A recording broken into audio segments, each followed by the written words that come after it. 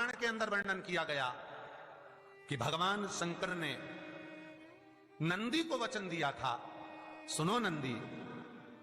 शंकर भगवान से नंदी कहता है हमारा भरण पोषण कैसे हो। शंकर भगवान कहते हैं नंदी मेरे शिवलिंग पर यदि, कई लोगों को थोड़ा ध्यान दीजिएगा, है बहुत कथा पर बहुत ध्यान देना, शिव महापुराण की कथा है, बार बार ऐसी कथा नहीं मिल सकती आपको।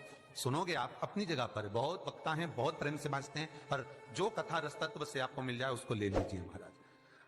कोई वस्तु, कोई भोजन आप बनाकर लेकर गए हो, कोई पकवान आप बनाकर लेकर गए हो, कोई फल लेकर गए हो, यदि शिवलिंग पर वो पकवान, वो मिठाई, वो फल टच हो गया तो वो खाने के योग्य नहीं रहता। वो घर पर लेकर मत आना, मंदिर में ही छोड़कर।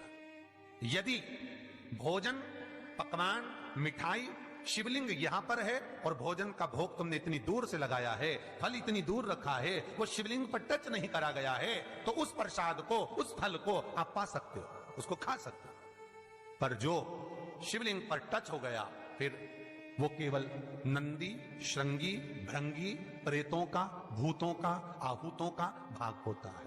प्रेत, भूत, आहूतों का, वो फिर खाने योग्य नहीं है। हाँ, यदि नर्मदेश्वर महादेव हैं, नर्मदा जी के जल से कोई शिवलिंग प्रकट हुआ है, नर्मदा जी के जल से, कोई कंकर से, नर्मदा के जल से अगर कोई शिवलिंग प्रकट हुआ है, उस शिवलिंग की स्थापना कहीं पर है या आपके घर में है, तो उसको कुछ भी टच हो जाए वो पा सकते हो, पर बाकी के शिवलिंग को स्पर्श किया हुआ नहीं पा सकते। केवल एक नर्मदेश्वर महादेव नर्मदा के जल से प्रकट हुए। कई लोग पूछते हैं ये सांप है कौन, ये सर्प है कौन, तो उसको बताओ ये भगवान शंकर के गले में जो एक सांप पड़ा हुआ है ये भगवान विष्णु हैं। और शंकर भगवान के सिर पर जो जटा में सांप दिखता है, वो हाथ में सांप बंधे रहते हैं, वो दो हाथों में, कमर पर, सिर पर, केशों पर जो सांप 5 नजर आते हैं वो, तो बताओ ये शंकर भगवान की 5 लड़कियां हैं, जया, विषहरा, शामली बारी, दो तली और देव। ये 5 लड़कियां भगवान शंकर के इर्द गिर्द घूमती हैं, आसपास भ्रमण करती हैं, सभी ये शिव की बेटियां भगवान शंकर के साथ भ्रमण करती हैं।